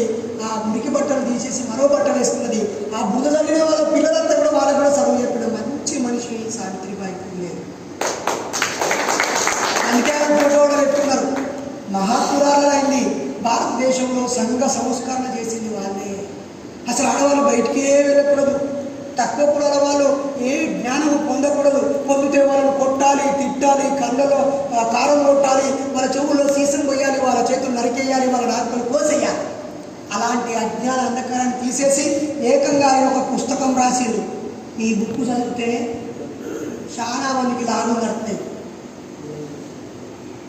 ఆయన ఈ బుక్ రాసిండు. ఈ బుక్లో మొత్తం దేవతల చరిత్రే రాసిండు. నేను చెప్పే ముచ్చట కాదు. ఈ 73లో రాసిండు. అంటే అవి 20, అవి 30, ఇవి 20, 50, అవి 100, 150 సంవత్సరాల క్రితం రాసిండు ఆయన. ఎన్ని సంవత్సరాల క్రితం? అంటే మీ తాత వాళ్ళ ముత్తాత వాళ్ళ ముత్తాత కాలంలో రాసిండు. అప్పటికి బాబాసాహెబ్ అంబేద్కర్ ఇంకా ఉంటలే. ఆ బుక్ నిండా ఏం రాసిండంటే మరాఠీ నాసు భాషలో రాసిండు. పూణే ప్రాంతం ఆయనది. నేను పెళ్ళైనాక నా భార్యను తీసుకొని ఈ దంపతుల సమాధుల కాడికి, వాళ్ళు పెరిగిన ఇల్లు కాడికి, వాళ్ళు పెట్టిన బడి కాడికి ఆ ప్రాంతాలన్నీ తిప్పుకొని వచ్చినాను. మళ్ళీ నాకు 2 కొడుకులు పెట్టినాక వాళ్ళకు బుద్ధి జ్ఞానం వచ్చినాక ఆయన తీసుకుపోయినా. అలా ఏ జాతరకు తీసుకుపోను. ఏ భజనలు, ఏ పూజలు, ఏ లైన్ల నుంచి కొబ్బరికాయలు కొట్టుడు, ఆరతి పొలాలు, చేతుల దారాలు, మెల్ల దారాలు, నల్ల దారాలు, ఇంట్లో బూడిదే 4 వాణీల ఫోటోలు, ఇంటి నిండా పుస్తకాలు ఉంటాయి. నేను ఏతులు కొడతలేని నిజమే, మా ఇంట్లో గదే ఉంటాయి. పూజ గది ఉండదు, పుస్తకాల గదే ఉంటుంది మాకు. ఓకేనా? ఏమన్నా టైం దొరికితే పుస్తకాలతోటే ఆడుకుంటాం, పాడుకుంటాం, అవసరమైతే బయటకు పోతాం. ఆ ముచ్చట పక్కన పెడితే అలా సావిత్రిబాయి పూలే, జ్యోతిరావు పూలేలు ఈ సమాజంలో ఉన్న కులం పోవడానికి, మూఢనమ్మకాలు పోవడానికి పనిచేసారు. ఏకంగా ఈ బుక్కు నిండా దేవతలు అనేటోళ్ళను అయ్యగారు ఎట్లా ముట్టించారు, ఈ మత్స్యావతారం ఏంటి, ఈ కూర్మావతారం ఏంటి, ఇవన్నీ అవతారాలు ఏంటి, ఆ వామనుడు ఎట్లా ఎలిపెట్టి తొక్కిండు, ఏ విధంగా బలిచక్రవర్తి బలి తీసుకున్నాడు, ఈ జూట పుచ్చట్ల వెనకాలన్న కారణం ఏంటి, మనం నమ్ముతున్నటువంటి హోలీ పండుగ ఎట్లా పుట్టిందో అన్నింటిలో రాసి దాని పేరు మానసిక బానిసత్వం అని రాశాడు. గులాంగిరి అంటే మానసిక బానిసత్వం అని రాసింది. ఆ బుక్ చదివిన ఎవరు కూడా ఏ దేవుణ్ణి మొక్కరు. ఓరేమో ఈ దేవుళ్ళని ఇట్లా గుట్టించిన ఈ దొంగబాటు కావులు మన కుండకు కింద పొక్క కొడితే ఏమవుతాయి? నీళ్ళని ఆరిపోతాయి. ఇప్పుడు మన బతుకు కింద పొక్క పొడిచి, పక్క పొక్క పొడిచి, ఇటు పక్క పొక్క పొడిచి, అటు పక్క పొక్క పొడిచి మనం సంపాదించే పైసలన్నీ కుండలో మొత్తం, మన ఇంట్లో మొత్తం పోయాక నీళ్ళలో పక్క తాగుడు, తిరుగుడు, గొడవలు, పంచాయతీలకు పొక్క పొడుచుకుంటా ఆరిపోతూనే ఉంటాయి. నీళ్ళు ఎన్ని పోసినా కాకుండా ఉంటాయి. ఈ 5-6 ఏళ్ళ దగ్గర భయం అనే పొక్క కొడతారు, అటు పక్కపొడి భక్తి అనే పొక్క కొడతారు, అటు పక్కపొడి ఇంటి దేవత అని పొక్క కొడతారు, ఈ పక్క పండగ పప్పు అని పొక్క కొడతారు. ఇవన్నీ కాదని ఈ మధ్య కుడుకలు పెట్టాలి, బామ్మకి పుల్లు బాటిల్ ఇచ్చి కాళ్ళు మొక్కాలి. ఇవేమో వల్ల దొంగ ముచ్చట తొందరగా 90 క్వింటల్ బ్రదర్స్ ఉంటుందా? మళ్ళీ అట్లా బాబాసాహెబ్ జ్యోతిరావు పూలే ఈ పుస్తకం అట్లా రాసింది. అది నేను రాసింది కాదు, స్వయంగా ఆయన రాసింది. మరి ఆయన ఫోటో ఏది పెట్టుమాడా? బాబాసాహెబ్ అంబేద్కరే నా గురువు ఈయన అని చెప్పింది. బాబాసాహెబ్ అంబేద్కరే నా గురువు జ్యోతిరావు పూలే. ఆయనను చూసే నేను సంఘ సంస్కర్తను ఆలోచన చేసిన ఈ సమాజంలో ఉన్న కులము, అస్పృశ్యత, అంటరానితనము, ఈ అజ్ఞానం అంతా పోవాలని ఆలోచిస్తున్నానని చెప్పి బాబాసాహెబ్ చెప్పింది. కాబట్టి మానీల ఇస్లాంటి పేరు పడ్డాడు. ఆ తర్వాత ఇంకొక ఆయన ఉన్నాడు. ఆయన పేరేం పేరు? ఏ ముఖ్యంగా సాహు మహారాజ్. ఈయన ఏం చేసాడు అసలు మనకు? ఈయన ఎట్లా మానీయుడు అవుతాడు కదా? మరి మన పిల్లలకు, వాళ్ళకు, వీళ్ళకు చెప్పాలి కదా. ఈయన ఏం చేసిందంటే రాజయ్యండు. రాజయ్యాక స్థానానికి పోయిండు, స్నానం చేసి ఇట్లా పక్కపండి రాజుకు పూజ చేసి మంత్రాలు చదివే ఒక అయ్యగారు ఉంటాడు, జీతగాడు. వాడు ఏం చేసిండు? రాజుకు దొంగ మంత్రాలు చదివిండు. ఈ రాజు పక్కపంటున్న ఇంకోడుండి, ఏమయ్యా అయ్యగారు నువ్వు దొంగ మంత్రాలు చదువుతావు, ఈయన రాజు కదా, రాజు మంత్రాలు చదువు అన్నాడు. అప్పుడు అయ్యగారు ఏమన్నాడంటే, ఏమరా వీడు ఎట్లా రాజు అవుతాడు రా, పేరుకు వీడు రాజు కావచ్చు కానీ వీడు పుట్టింది మున్నూరు కాపు కులం. బిడ్డ కాదు, బ్రాహ్మణ క్షత్రియ వైశ్యుడు కాదు, వీడు మున్నూరు కాపోడు, వీడు రాజైనంత మాత్రం నేను రాజుగా వాడే మంత్రం వాడుతున్నా, చల్ నేను వాడా అంటాడు వాడు. అప్పుడు నేను తిక్కలేసి ఎవరు నా కొడుక నీ ఇచ్చే జీతం పైసలతో నువ్వు బతుకుంటా నన్ను రాజును ఒప్పుకోవాలా అని చెప్పి వాడు నా ఉద్యోగం పీకెత్తాయి వాళ్ళందరూ ఏకమై కేసు ఎత్తారు. అది అటు తిరిగి ఇటు తిరిగి పెద్ద గొడవ అవుతుంది. ఈ సందుల ఏం చెప్తారంటే ఈ నా కొడుకులు వీళ్ళే చదువుకుంటారు, రాజ్యంలోకి వెళ్ళి నేను పైసలు ఇస్తా అంటే రాజు నేను పైసలు ఇస్తా అంటే ఆ పైసలు పట్టుకుపోయి ఆడ బడి పెట్టి ఆ బలి ఒక కులపొలకే చదువు చెప్తారు, మిగతా వాళ్ళకి ఎవరు చదువు చెప్పాలి? మా అబ్బాయి అంటే డబ్బున్నారు కాబట్టి నన్ను మంచి ఇంగ్లీషుల దగ్గర పెట్టి ఆ బ్రిటిషుల చేతిలో పెట్టి నాకు అన్ని భాషలు నేర్పించి తెలుగు నేర్పించారు. ఈ సమాజం అంతా చదువుకోవాలని చెప్పి ముస్లింలకు హాస్టల్ కట్టించిండు, బీసీలకు హాస్టల్ కట్టించిండు, ఎస్సీలకు హాస్టల్ కట్టించిండు. కొన్ని సంవత్సరాలు అయినాక ఇవి వేరువేరుగా ఉండొద్దని అన్ని కలిపి ఒకదాన్ని పెట్టించిండు మిత్రులారా. అలా మొట్టమొదటిసారిగా మన కోసం హాస్టల్ పెట్టిన వీరుడు అతను. అంతేకాకుండా రిజర్వేషన్స్ ఇచ్చిండు. మొట్టమొదటిసారిగా ఈ భారతదేశంలో రిజర్వేషన్స్ ఇచ్చిండు. ఈ రాజ్యంలో ఉద్యోగం చేస్తాడు సగం అన్ని కులాలలో ఉన్నారు, సగం ఎవడైనా ఉండొచ్చు అని పెట్టిండు ఆయన. అట్లా భారతదేశంలో రిజర్వేషన్ల పితామహుడయ్యిండు. ఆ తర్వాత ఆయన కామన్ సివిల్ కోడ్, అందరికీ ఒకే చట్టం ఉండాలి. ఒక దొంగతనం బ్రాహ్మణుడు అయితే ఒక రకమైన శిక్ష, కొండని అయితే ఒక రకమైన శిక్ష, రాజు అయితే ఒక రకమైన శిక్ష, రెడ్డి కమ్మకాపు అయితే ఒక శిక్ష, ఎస్సీఓడి అయితే ఒక శిక్ష. చల్ ఇదంతా తప్పు, అందరూ సమానమే ఉండాలని ఆయన ఒక చట్టాన్ని రూపొందిస్తే అప్పుడున్న ప్రజలు అంగీకరించలేదు. ఆయన చాలా పోరాటాలు చేశాడు. బాబాసాహెబ్ అంబేద్కర్కి ఆర్థికంగా సహాయం చేశాడు, ఆయన పత్రికలు నడిపేందుకు సహాయం చేశాడు. ఆయన నిస్వార్థంగా ఉన్నాడు. అంటరాని వాళ్ళని ప్రోత్సహించి వాళ్ళ రాజ్యంలో ఉన్నటువంటి తక్కువ కులం ఆయన చేత ఒక ఛాయ్ కొట్టు పెట్టించి, ఇప్పుడు ఇక్కడ కూడా మహబూబ్నగర్లో 2 క్లాసుల పద్ధతి మొన్న రాకుండేది. కేవీపీఎస్ సోదరులు కానీ అలాగే కుల నిర్మాణ సంఘం నాయకులు కానీ రకరకాల సంఘాలు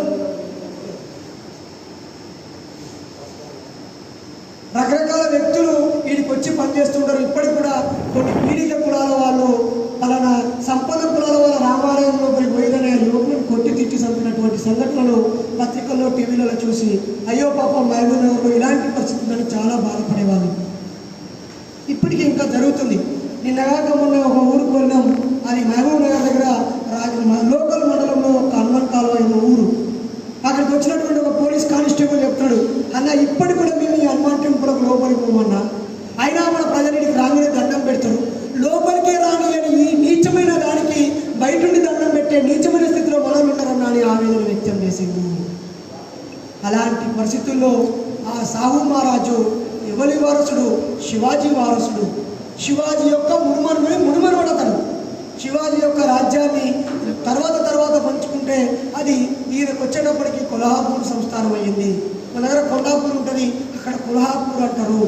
ఆ కొల్హాపూర్ సంస్థానానికి రాజుగా ఉన్న ఈయన అనేక సంస్కరణలు తీసుకొచ్చాడు. ఆ సంస్కరణల ఫలితంగానే మనలో కాస్త అభివృద్ధి జరిగింది. అందుకే ఆయన ఫోటో పెట్టారు. మరి మహనీయుల జయంతి అన్నప్పుడు ఆయన గురించి 60 రూపాయల పుస్తకం. ఈ నెల రోజుల్లో మీరు ఎప్పుడైనా 60 రూపాయలు ఖర్చు పెట్టిరా పెట్టలేదా? చెప్పురి. ఏదైనా ఈ మధ్య పండుగ వచ్చినప్పుడు 100 రూపాయలు ఖర్చు పెట్టిరా? ఏదైనా గుడికో కొబ్బరికాయకో చిట్టీకో లేకపోతే అయ్యగారు పల్లెంలో కనీసం 50 రూపాయలను ఎప్పుడైనా పెట్టిరా? ఈ 60 రూపాయల బుక్కులు కొంచెం గట్టి అడిగితే 50 రూపాయలు గుడిస్తారు. దీనిలో చరిత్ర ఉన్నది. ఆయన అయ్యగారుల చేత ఏ విధంగా ఇబ్బంది పడ్డాడు, ఏమేమి హక్కులు ఇచ్చిండు, ఏమేమి రిజర్వేషన్లు ఇచ్చిండు, ఏమేమి సహాయ సహకారాలు చేసిండు, ఎందుకు ఆయన మహానుభావుడు అయ్యిండో ఆయన చరిత్ర మొత్తం రాసి ఉన్నది. గట్టి కూర్చుంటే గంటసేపట్లో చదువు అయిపోతుంది. ఓ సినిమా ఎన్నిసార్లు ఇప్పుడు త్రిపురారి ఎవరైనా చూసినా అంటే షేడే వాడతారు. బాహుబలి 2-3 సార్లు చూసిన వాళ్ళు ఉన్నారా అంటే షేడే వాడతారు. అక్కర్రాని అఖండ సినిమా చూసినా అంటే కూడా చూసినా అని చెప్పిన ఉన్నారు. నిజమక్క అక్కలు మన ఇంట్లో కూడా ఆడవాళ్ళు 5వ 10వ చదువుకునే ఆడవాళ్ళు ఉన్నారు. ఈ 60 రూపాయలు గొప్ప పట్టుకపోయి చదువు ఈ అమ్మాయి కూడా మహనీయుడట, వీడు ఎందుకు మహనీయుడైండు, ఇది మనకి ఏం చేసిండు, ఈ లోకానికి ఏం చేసిండు అని చెప్పి మీ ఇంట్లో చదువుకున్న ఆడవాళ్ళు ఉంటే చిన్నపిల్లలు ఉంటే వాళ్ళు కొట్టుకుపోయి గిఫ్ట్ ఇవి వాళ్ళే 100 మంది చెప్తారు. అయిపోయాయి నువ్వు చదవడం నీకు చేత కాకపోతే ఇచ్చి కాసేపు కూర్చొని హాయిగా ఛాయ్ తాగుతూ ఉండు. ఆ పేపర్ 5 రూపాయలు పెట్టి స్టార్టింగ్ నుంచి ఎండింగ్ దాకా తెలియదు ఏమవుతుంది? ఏ పత్రిక ఏ రాజకీయ పార్టీలకు అనుకూలమైన అందరూ ఆ ఛానల్లో వేస్తాడు, మనం పైసలు పెట్టి చదవాలి. నిజమేనా అన్నారు? నిజమేనా కాదా? అరే మేము మహానుభావులు పెట్టుకున్నా, మీటింగ్ పెట్టుకున్నా, వీళ్ళ గురించి ఒక్కొక్క పుస్తకం ఇంట పడేది అయిపోయింది.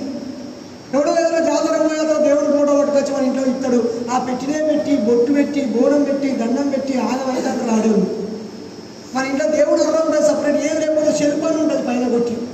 కానీ మన పుస్తకాలకు ఒక బీరువా ఉన్నదా మన ఇంట్లో, ఒక సెల్ఫ్ ఉన్నదా మన ఇంట్లో?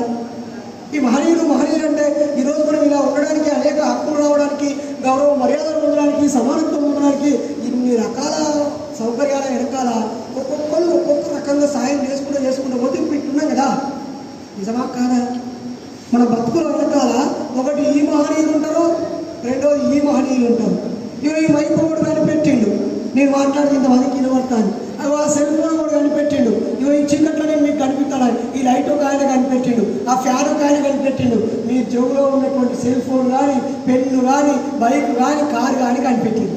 మనం బతుకుంటుండడానికి ఒకవైపు ఏమో సైంటిస్టులు, శాస్త్రవేత్తలు మెదడుతో కనిపెట్టినాయి, ఇంకొకటేమో గొప్ప ఆలోచనలతో మార్పుల దిశగా త్యాగాలు చేసే హక్కులు, అవకాశాలు, గౌరవ మర్యాదలు ఇచ్చిన వీళ్ళు. ఓవైపు మహనీయుల త్యాగాలు, ఇంకోవైపు శాస్త్రవేత్తల త్యాగాలతో మనం బతుకుతున్నాం. ఈ బతుకు నీ బిడ్డకు, నీ కొడుకు అడ్డం పెరిగితే ఆపరేషన్ చేసే ఓ డాక్టర్ కనిపెడతాడు. ముందు నీకు ఏమైనా రోగం వస్తే ఒక ట్యాబ్లెట్ కనిపెడతాడు. మొన్న కరోనా వచ్చినప్పుడు అందరూ మూసుకొని కొన్నారు, అన్ని గుళ్ళు మూసేసిండు. కానీ సైంటిస్టులు పనిచేసారు, వాళ్ళు మందు కనిపెట్టారు. నిజమా కాదా? అంటే ఆ సైంటిస్టుల గురించి మనకు తెలుసుకోబోది కాదు. ఈ మహనీయుల గురించి తెలుసుకోరాదు. కానీ ఉత్తగానే చెక్క బదులు చేస్తాం, అర్థం కాకుండా బైబిల్ పట్టుకొని ప్రార్థన చేస్తాం. పుట్టిన మంత్రాలు అర్థం తెలియకపోయినా పూజలు, పునస్కారాలు, గుడులు, గోపురాలు, నీ పుట్టినరోజుకు, నీ పెళ్లి రోజుకు, నూతన సంవత్సరానికి, ఉగాదికి, జనవరి 1కు ఎప్పుడు పడినప్పుడు ఏమాత్రం ఉపయోగపడని గుడికి, చర్చికి, మసీదుకు పోతాం. ఎప్పుడన్నా ఉపయోగపడతలేమో అని కనిపించగానే నాయకుడికి వంగి దండం పెట్టి వాడిని కంట్లో పడాలి, వాడి దగ్గరికి పోయి పలకరించి ఫోటో దిగాలి. ఎప్పుడన్నా ఏదైనా రాకపోతుందా అని ఎప్పుడో వచ్చేదాని కోసమో ఇప్పుడు దండం పెడతాడో, అప్పుడే కలిసిన దోస్తుకో ఇంకో బీజ అయిపోతావు. ఎప్పుడోసారి వచ్చేటువంటి చుట్టానికి ఏమో 500 ఖర్చు పెట్టి మందు తెస్తావు, లేకపోతే మటన్ చికెన్ తెస్తావు. కానీ మనం ఇప్పటిదాకా బతకడానికి ఉపయోగించుకునే వీటి వెనకాల ఎవరి త్యాగాలు, కష్టాలు, కన్నీళ్ళు ఉన్నాయి అని తెలుసుకోవడానికి మాత్రం మనం సమయం ఇస్తలేము, డబ్బులు ఖర్చు పెట్టలేము, మనం మనసు ఎత్తలేము. ఇది తప్పు కదా, మనం వస్తువు మార్చుకోవాల్సిన అవసరం ఉన్నది. కాబట్టి ఒకసారి సాహు మహారాజ్కి, మరొకసారి సాహు మహారాజ్కి, మాతా సావిత్రిబాయి పూలేకి, చదువుల తల్లి సావిత్రిబాయి పూలేకి, మహాత్మా జ్యోతిరావు పూలేకి, గౌతమ బుద్ధుడికి, ఆ రాష్ట్రం గడ్డమైనకి. ఎవరా గడ్డమైన? ఎవరైనా? ఓహో, పెరియార్ రామస్వామి అని పేరు చెప్తేనే ఇప్పుడున్న మతవాదులకి నాగులో ఉచ్చబడుతుంది. ఏం పడుతుంది? నాగులు తడతాయి. మనకు తెలియదాని గురించి ఎక్కువ, కానీ వాళ్ళకి తెలుసు. ఎందుకంటే వాళ్ళందరినీ ఉడికిచ్చి తరిమిన వీరుడు అతను. ఈరోజు ఇందాక అన్న మాట్లాడుతూ ఆ ఊర్లో 500 మంది ఉద్యోగస్తులు, కనీసం 50 మంది రాలేదు. కానీ ఇక్కడ రైతులు, కార్మికులు, కర్షకులు రకరకాల పని చేసుకొని బతికేటోళ్ళు 100-150 మంది వచ్చి వాళ్ళకంటే మీరు 100 రూపాయలు నయమని చెప్పిండా? ఆ 500 మందికి నౌకరు ఉందట ఆ ఊళ్ళో ఎవరో. కానీ 500 మందికి నౌకరు రావడానికి కారణం ఎవరు కట్టేటప్పుడు? పెరియార్ రామస్వామి. అక్కో ఇదేందో కొత్త ముచ్చడి చెప్తాను కర్రెగితం అనుకుంటారా? బహుశా మీకు తెలుసో తెలియదు, కానీ తెలుసో చెప్పాలి కదా. తప్పు చెప్తే తమ్మి తప్పు చెప్పినవరా అనురి. కానీ పెరియార్ రామస్వామి 1950లో భారత రాజ్యాంగం అమలుపరచుకొని ఆర్టికల్ 14లో చట్టం ముందు అందరూ సమానమే అని రాసుకున్నారు. దాంతో తమిళనాడులో ఒక బ్రాహ్మణురాలు చంపకం దొరై రాజన్ అని ఆవిడ వాళ్ళ బిడ్డకు మెడికల్ సీట్ రాకుండా పాపం ఒక బీసీ కుల ఆమెకు సీట్ వచ్చింది. అరే, రాజ్యాంగం ప్రకారంగా చట్టం ముందు అందరూ సమానమే కదా, మరి నాకన్నా నా బిడ్డకన్నా 2 మార్కులు తక్కువ వచ్చిన ఆమెకు పాత రిజర్వేషన్ ఆధారంగా ఆమెకు సీట్ ఇచ్చారు, నాకు సీట్ ఎందుకు ఇయ్యలే అని చెప్పి ఆమె కేసు పెట్టింది. పెడితే బాబాసాహెబ్ అంబేద్కర్తో పాటుగా ఆ డ్రాఫ్టింగ్ కమిటీలో ఉన్నటువంటి ఒక ప్రబుద్ధుడే ఆమె తరఫున వాయించి చట్టం ముందు అందరూ సమానమే, తక్కువ మార్కులు వచ్చినాయి కాబట్టి ఆ బీసీ మహిళకు, ఎస్సీ మహిళకు సీట్ ఇవ్వద్దు, ఎక్కువ వచ్చినాయి కాబట్టి బ్రాహ్మణ మహిళకే వేయాలన్నప్పుడు అక్కడ ఉన్నారు. అరే, 50 మంది మీ బాబులలో ఉన్నారు, మిగిలిన 50లో 25 బీసీలకు, 10 ఎస్సీ ఎస్టీలకు, 5 గుడ్డులకు, గుంటూలకు ఇస్తున్నారు అంటే కదా చట్టం ముందు అందరూ సమానమే. గుట్టి లేదు, ఎస్సీ లేదు, బీసీ లేదు, తొక్కలేదు కూడా చల్ అని కింద మీద మూసుకొని సంపేక అన్నారు. వాళ్ళ కోర్టు గెలిచారు. ఆ తర్వాత సుప్రీంకోర్టుకు పోయిండు, అయినా అక్కడ కూడా కోర్టు గెలిచారు. చట్టం ముందు సమానమే కానీ పెరియార్ రామస్వామి సింగమలైలాగా సింహంలాగా దునికిండు. ఎక్కడో రాంగ్ జరిగింది అని మొత్తం రాజ్యాంగం చదివించి చట్టం ముందు సమానమైన తీసి చెత్త కుప్పలయ్యింది. ఎవరు సమానం రాబాయి? అందరం సమానంగా వచ్చినాక అన్నం పెట్టి కొట్టుకొని తినమనాలి. కానీ ఓని బక్కోని ఓని బర్రెని గుందుకొని ఎవరు గుందుకొని తినమన్నా బర్రెని గుందుకొని తింటాడు. చలి తప్పు అని చెప్పి ఆ రాజ్యాంగంలో ఆ పేపర్లు చెప్పి కాలబెట్టింది. కాలబెట్టి వందల వేల మంది చేత ఉద్యమం చేసి జైలు పోమన్నాడు. అన్ని రాష్ట్రాలకు విస్తరించడంతో అప్పుడు ప్రధాని నెహ్రూ, సర్దార్ వల్లభాయ్ పటేల్ హోమ్ మినిస్టర్, రాష్ట్రపతి బాబు రాజేంద్ర ప్రసాద్, న్యాయశాఖ మంత్రి బాబాసాహెబ్ అంబేద్కర్ నలుగురు కూర్చుండి ఇలా మిస్టేక్ జరిగింది, చట్టం ముందు సమానమే కాదు, ఆయా రాష్ట్రాలలో ఉన్న ప్రజల యొక్క వెనుకబాటుతనము ఆర్థికంగా, సామాజికంగా, రాజకీయంగా, విద్యాపరంగా, ఉద్యోగపరంగా ఏ ఏ రాష్ట్రాల్లో ఎవరెవరైతే ఇబ్బందుల్లో ఉన్నారో వాళ్ళను బాగు చేయడం కోసం రిజర్వేషన్ ఉండాలి, చట్టం ముందు సమానమే, కానీ వాళ్ళు సమానం కావడానికి ఇది అడ్డం కావద్దు అని ఆర్టికల్ 14కి ఎఫ్ అనే క్లాసును మొట్టమొదటి రాజ్యాంగ సవరణ ద్వారా బికాస్ ఆఫ్ పెరియార్ రామస్వామి వల్ల ఈరోజు విద్యారంగంలో, ఉద్యోగ రంగంలో మనకు రిజర్వేషన్లు వచ్చాయి. మిత్రులారా, మనం లోతుగా మంచిగా భూతత్వం పెట్టుకొని చదివితే యథార్థమయ్యేది. నిజమా కాదా? నిజమా కాదా చెప్పండి. ఎస్, ఆయన ఆ రోజు పోరాటం చేసి వందల వేల మంది జైలుకు వెళ్ళి అనేక మంది ప్రాణాలు కోల్పోతే మొట్టమొదటి రాజ్యాంగ సవరణ చేస్తే ఆ తర్వాత నుంచి ఉద్యోగ రంగంలో బీసీలకైనా, ఎస్సీలకైనా, ఎస్టీలకైనా మనకు రిజర్వేషన్స్ వచ్చాయి. మిత్రులారా, ఆయన స్త్రీలకి సమానత్వం కావాలని పోరాటం చేశాడు. ఈ బ్రాహ్మణీయ వ్యవస్థ నాశనం కావాలని కోరుకున్నాడు. ఆ దేవుడికి మహిమ లేదురా ఓ పూజారి, ఆ రాయి దేవుడు ఎట్లయిందంటే నేను మంత్రోచ్చారణ చేశాను కాబట్టి అది దేవుడైంది, శక్తి వచ్చింది అన్నాడు. మరి అదేదో ఈ కడజాతులందరికీ కూడా నువ్వే మంత్రం చేస్తే వీళ్ళు కూడా నీ కులమే, నీ మంత్రమే అయితే అందరూ ఈక్వల్ అయితే కారపోయి ఉత్తరాయికి పూజ చేసి దేవుడి మహిమలు చేయించి దేవుడికి పెడుతున్నావు, లోపల పెడతాడు, మమ్మల్ని ఇట్లెందుకు పెడుతున్నావు అని చెప్పి అయ్యగారుల కథలు నడవనీయలే. వైకోమ అనే దేవాలయం ముందు నుంచి కుక్కలు, పందులు, గుర్రాలు, గాడిదలు, పందులు కూడా పోవచ్చు, కానీ ఈడవ జాతి వాళ్ళు షాలోళ్ళు పోకూడదు, గౌండలు పోకూడదు, వడ్ల కమ్మలు పోకూడదు, ఎస్సీల గురించి చెప్తున్నాడు. అక్కడికి ఈయన వెళ్ళి మేము ఎందుకు పోవద్దని పోరాటం చేశాడు.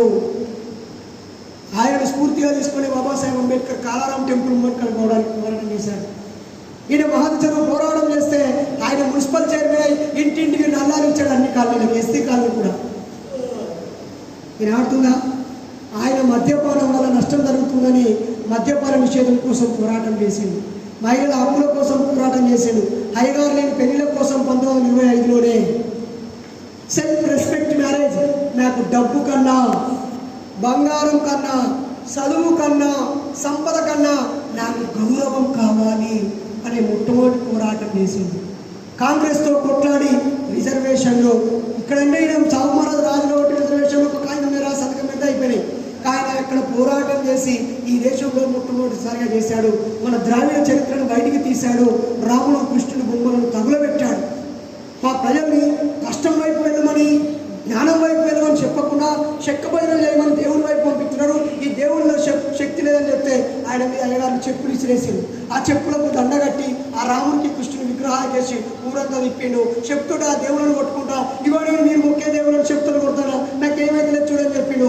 అట్లా చెప్పిన తుంటరాయనే 95 సంవత్సరాలు బతికిండు. భారతదేశం మొత్తం మీద 1967లో 69లోనే కాంగ్రెస్, బీజేపీ ఇతర బ్రాహ్మణులకు ఏతరమైనటువంటి మూడవాసి, మంగలి, కమ్మరి, కుమ్మరి, సాకలి, వడ్రంగి వాళ్ళు తమిళనాడులో ముఖ్యమంత్రులు అయ్యారు. ఇప్పటికీ అక్కడ ఏ ఇతర పార్టీలకు స్థానం లేదు. పెరియార్ ఆలోచనతో ఉండే వాళ్ళకే స్థానం ఉంది. అది కూడా నాస్తికత్వం, హేతువాదం, వాస్తవికత పునాదుల మీద జరుగుతుంది. దడ్డల పెళ్లిలను యాక్సెప్ట్ చేయాలని చట్టబద్ధం చేపించాడు. అనే బాబాసాహెబ్ రాసినటువంటి కుల నిర్మూలన అనే పుస్తకాన్ని తెలుగులో ముద్రించిన మొదటి వ్యక్తి పెరియార్ రామస్వామి. బాబాసాహెబ్ వచ్చినప్పుడు సైమన్ కమిషన్ వస్తే సైమన్ గో బ్యాక్ అంటున్నప్పుడు తమిళనాడులో ఇక్కడున్న ఆర్థిక పరిస్థితులు మాకు తెలుసు, సైమన్ కమ్ హియర్, మీరు రండి అని చెప్పి ఇక్కడ ఏ ఏ కులం వాళ్ళు ఏ కష్టాలు కన్నీల మధ్య ఉన్నారో వివరించి ఎలాంటి హక్కులు, అవకాశాలు కావాలో సూచించిన వ్యక్తి. పెరియార్ పేరు మీద ఒక టీవీ ఉంది, ఒక అడవి ఉంది, ఒక నది ఉంది, ఒక విశ్వవిద్యాలయం ఉంది. ఆయన పేరు మీద సినిమా కూడా వచ్చింది. పెద్దలు కత్తి పద్మారావు గారు మాటలు బాబాసాహెబ్. సత్యరాజు గారు అంటే కట్టప్ప ఉన్నాడేలా, ఆయన సినిమా హీరోగా నటించాడు.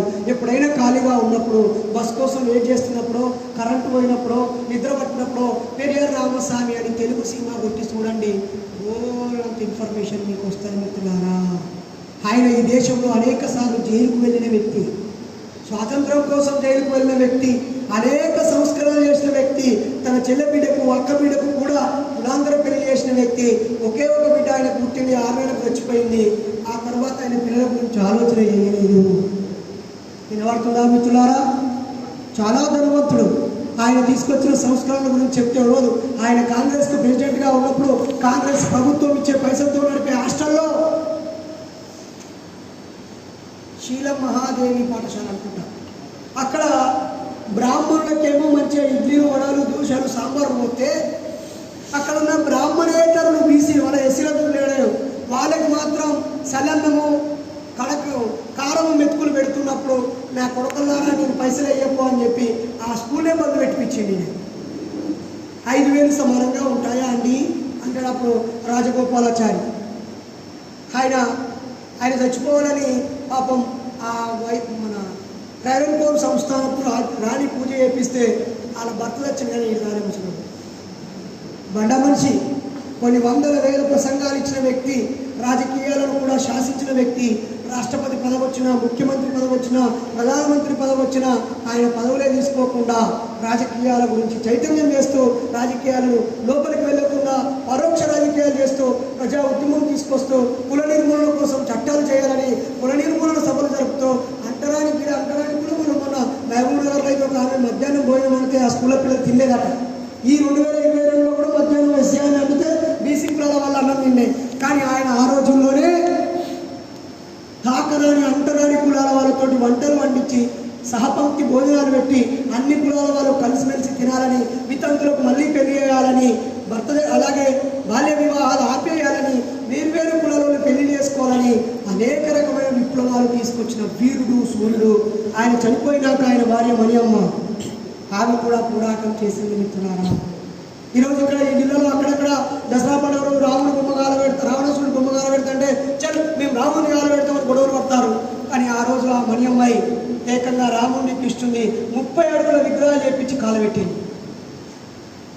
ఇందిరాగాంధీ పాల్గొని 1974లోనో 76లోనో అక్కడ రామ్లీలా మైదానం ఢిల్లీలో ఆ రావణాసురుడి బొమ్మను గన్నుతో కాలిస్తే, ఖబర్దార్, according to Indian constitution secular and democratic India, ఇలాంటి ఇండియాలో ఒక మతాన్ని ఒక కులాన్ని గౌరవిస్తూ కానీ కించపరుస్తూ కానీ చేయకూడదు, నువ్వు అలా చేస్తే మేము ఇక్కడ రాముని కృష్ణుని కూడా కాలబెడతామని చెప్పి మద్రాసు ఈరోడు పట్టణంలో ఉన్నటువంటి ఆ పెరియార్ తడల్లో విగ్రహం పెట్టి కాలబెట్టింది మిత్రులారా.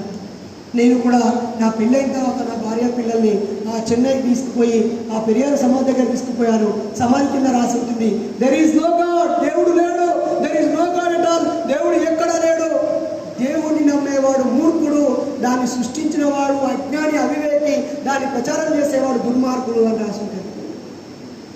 ఆయన వీరునామాలో కూడా రాసుంటే నేను చచ్చిపోయినాక ఒకవేళ ఎక్కడన్నా నా సమాధి మీద ఇట్లా రాసి పెట్టుర్రి, దేవుడు లేడు లేడు లేనే లేడు, నమ్మేవాడు అమాయకుడు, ప్రచారం చేసేవాడు దుర్మార్గుడు, పుట్టించినవాడు మూర్ఖుడు అని రాసిపెట్టమని చెప్పింది. అందుకే ఇప్పటికి మీరు ఒకసారి గూగుల్లో పెరియార్ స్టాచ్యూ అని కొడితే దాని కింద ఈ వాక్యాలు రాసి ఉంటాయి. ఎంత గ్యాస్లో దమ్ముండాలి బాయ్ దేవుడు నాకేంటి. ఇప్పటికి చాలామంది అంబేద్కరిస్టులు అంబేద్కర్ చెప్పిన 22 సూత్రాలను కూడా ఆయన చిన్న పలకం కింద పెట్టడం సాత కాదు. బాబాసాహెబ్ అంబేద్కర్ 22 సూత్రాలు రాసాడు తెలుసా, సంతకం పెట్టాడు తెలుసా. అదేంటి ఒకసారి మీరు గూగుల్లో యూట్యూబ్లో తెలుసుకుంటే మీకు తెలిసిపోతుంది. బాబాసాహెబ్ అంబేద్కర్ 22 సూత్రాలు అని మీరు కొట్టుర్రి, అవేంటి మీకు తెలుస్తాయి. అప్పుడు మీరు నిజమైన అంబేద్కర్ ఇష్టమా లేక తుర్తు మంత్రం వాళ్ళమా మనకు తెలిసిపోతుంది మిత్రులారా. ఆ తర్వాత బాబాసాహెబ్ అంబేద్కర్ ఫోటో పెట్టారు. నిజానికి ఆయన చాలా పెద్దగా పుస్తకం పెట్టారు, అది పెట్టారు కదా. ఇక బాబాసాహెబ్ గురించి నేను చెప్పాను, ఎందుకంటే పెద్ద పెద్దలు చాలా మంది చెప్పే ఉంటారు. మళ్ళీ నేను చెప్తే 2-3 గంటలు కావాలి నాకు టైం. ఎప్పుడైనా బాగా మంది ఉన్నప్పుడు, విద్యార్థులు ఉన్నప్పుడు, స్కూల్లో కాలేజీలో ఉన్నప్పుడు నన్ను విలువని 10 నుంచి చెప్తాను, బస్ కిరాయి ఇది ఓకేనా. ఎక్కువ తక్కువ పైసలు మిగిలించుకునే విషయం కాదు. నాకు మా భార్య గవర్నమెంట్ టీచర్ అని 8,000 జీతం, ఆమె నా కుటుంబాన్ని చూసుకుంటుంది. నేను ఈ కుటుంబాన్ని భార్య పిల్లలు విడిచిపెట్టి వచ్చాను. జస్ట్ నాకు రావడానికి కావాల్సిన డీజిల్ పైసలు ఇస్తే చాలు, అవి కూడా వద్దంటూ. కానీ మళ్ళీ నేను మా భార్య దగ్గర అడగాలంటే నాకు కొంచెం సిగ్గు అనిపిస్తాను. ఓకేనా. దయచేసి ఎప్పుడైనా వస్తా ఇటు ముఖాన్ని వస్తా బాబాసాహెబ్ గురించి 2-3 గంటలు ఇట్లా 100 మంది 4 మంది అర్ధరాత్రి భక్తులతో మాట్లాడుతున్నాం కాదు. రేపటి తరం పిల్లల మెదల్లో నూరి పోయకపోతే అంబేద్కర్కి అవమానం జరుగుతూనే ఉంటుంది, చెప్పులదని రేపుతూనే ఉంటారు, కాలబెడుతూనే ఉంటారు, ఇరగొడుతూనే ఉంటారు, కళ్ళతో బలపడుతూనే ఉంటారు. కారణం మనం ఆ ఐడియాలజీని పిల్లల దశలో నిర్మించకపోవడమే.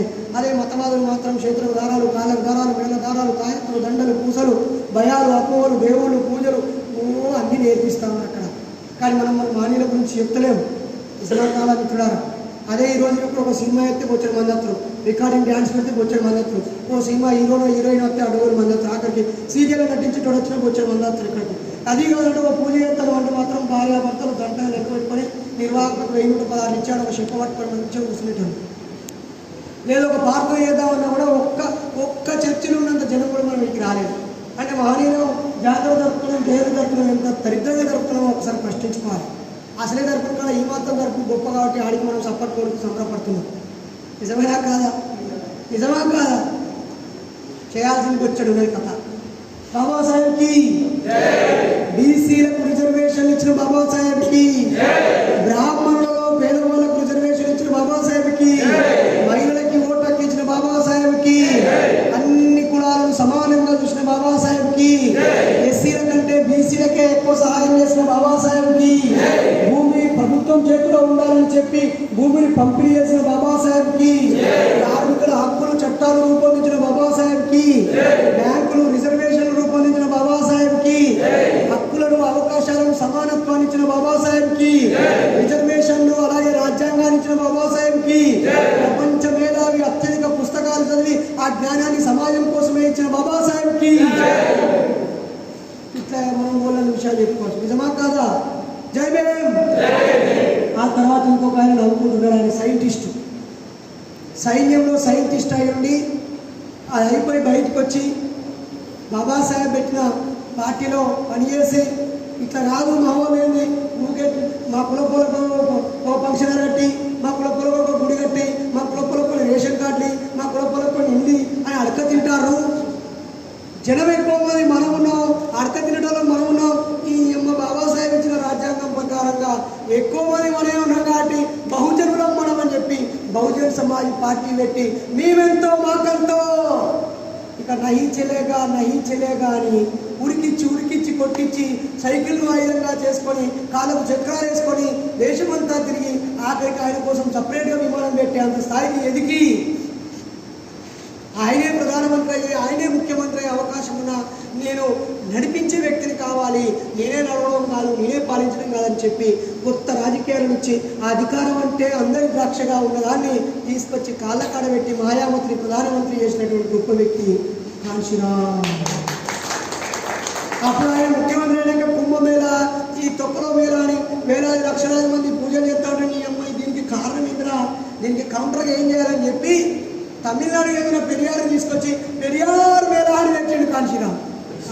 ఆయన అయ్యగారుల మీద పెట్టి దేవుళ్ళ మీద పెట్టి రథచక్రాలు వస్తున్నాయి, అదిగో వస్తున్నాయి రథచక్రాలు, జగన్నాథ రథచక్రాలు అని చెప్పి అందరూ కూడా తల వేడుతూ పూజలు చేస్తూ ఉంటే దీనికి కౌంటర్ దేవుడు లేడని చెప్పిన రామకృష్ణుని బదులు చెప్పులదండేసి వినాయకుడిని పగలగొట్టి నాస్తికత్వాన్ని బోధించి దేవుడే లేడని చెప్పిన ఈ పెరియార్ మేళ జరపాలని చెప్పి ఢిల్లీలో ఉత్తరప్రదేశ్లో పెరియార్ మేళ లక్నోలో ఘనంగా జరిపిన వీరుడు కాంశీరాము.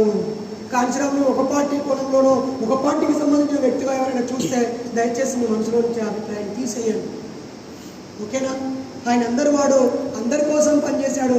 మరీ ముఖ్యంగా ఆయన సోయి వల్లనే బీసీలకు రాజ్యాధికారం సోయొచ్చింది. కాబట్టి మాన్యవారు కాంశీరామ్ ఇంకా చెప్పిన ఒక మాట ఏంటో తెలుసా? ఇగో ఇంట్లోకెళ్ళి పోతున్నా నేను, ఇక నేను మళ్ళీ రాను, అమ్మ నువ్వు చచ్చిపోయినా రాను, నాయన నువ్వు చచ్చిపోయినా రాను, మీ శవం చూడడానికి రాను, మీ తలకాయకి మంట పెట్టడానికి నేను రాను, ఇక నేను లోకం మీదే పోతున్నా, నాకు పిల్లలొద్దు అని చెప్పి వాళ్ళ అమ్మాయి చచ్చిపోతే కూడా పోకుండా ఆ రోజు మీటింగ్లో మాట్లాడిన వీరుడు కాబట్టి ఆయన మానవుల ఫోటోలో ఇష్టపడ్డాడు. ఇంకా మనం పెద్ద మీటింగ్ ఉందని కూడా అన్న అటు పెళ్ళి పోయొచ్చానన్నా, మా భార్యను బయట తీసుకొని పోయొచ్చానన్నా, అన్న నాకు జ్వరం వచ్చిందన్నా, నాకు నొప్పుతుందన్నా, నాకు ఇదైందన్నా, నాకు అదైందన్నా అని వాడు వాట్సాప్లో కూర్చొని ముచ్చట్లు పెట్టాను. నిజమా కాదా? కారణాలు ఎత్తుకుంటారు తప్పించుకోవడానికి.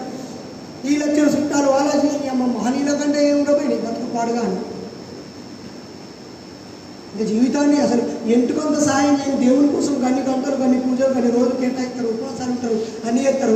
అన్నీ మన కోసం ఇచ్చి జీవితాలనే మన కోసం ఇచ్చిన వాళ్ళ గురించి ఒక గంట సేపు కలిసి మన కడుపులో మాట్లాడుకోవడానికి మనం సమయం ఇచ్చామంటే మనం ఇంత నీచమైన బతుకుతానం ఒక్కసారి ఆలోచించుకోండి. ఆ తర్వాత ఇంకొక ఆయన ఉన్నాడు, ఆయన పేరు ఎస్ఆర్ శంకరను.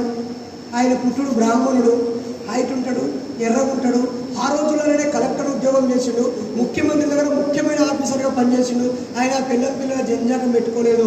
ఆయన వందల చట్టాలను తీసుకొచ్చి గురుకుల పాఠశాలలు కానీ, అవకాశాలు కానీ, అందులో ఫుడ్ కానీ, చదువు కానీ, టీచర్లు కానీ ఒక వ్యవస్థని మనకు అందించి వీళ్ళకి ఏమి ఇచ్చినా భూమి ఇస్తే బిడ్డ పిల్లగా అమ్ముకుంటారు, ఇల్లు ఇస్తే తాగితంగా వేసి అమ్ముకుంటారు. ఏది ఇచ్చినా పోతాను. కనీసం ఎందుకు వీళ్ళ పిల్లలు చదువుకోలేకపోతారు, వీళ్ళు ఇంటికాడ ఎక్స్పెట్టి పడిపోతారు, లేదా పడిపోతే ఇంటికాడ పిల్లలు ఎవరు చూస్తారని పడికాడికే పట్టుకపోతారు. అట్లా కాదు, తిండి పెట్టి చదువు చెప్పి బట్టలు ఇచ్చి అన్నీ ఆనే ఉండే ఒక వ్యవస్థ కావాలని చెప్పి ఎన్టీ రామారావు కాలంలో ఆర్ కృష్ణయ్య అనే బీసీ నాయకుడి పోరాటంతో ఎన్టీ రామారావు అనే ఒక సినీ యాక్టరు, ఒక మనసున్న మంత్రి, సరే ఆయనలో లోటుపాట్లు ఉన్నాయి ఇంకా అవన్నీ తర్వాత నుంచి, కానీ ఆయన ప్లస్ బ్రాహ్మణుడు అనే వీళ్ళు ముగ్గురు కలిసి ఇప్పుడున్న గురుకుల వ్యవస్థకి అనేక పాఠశాలలకి కారణభూతమైనటువంటి ఒక మంచి బ్రాహ్మణుడు. ఆయన కూడా మనం మాన్యుల లిస్టులో పెట్టుకున్నాం, గమనించాలి.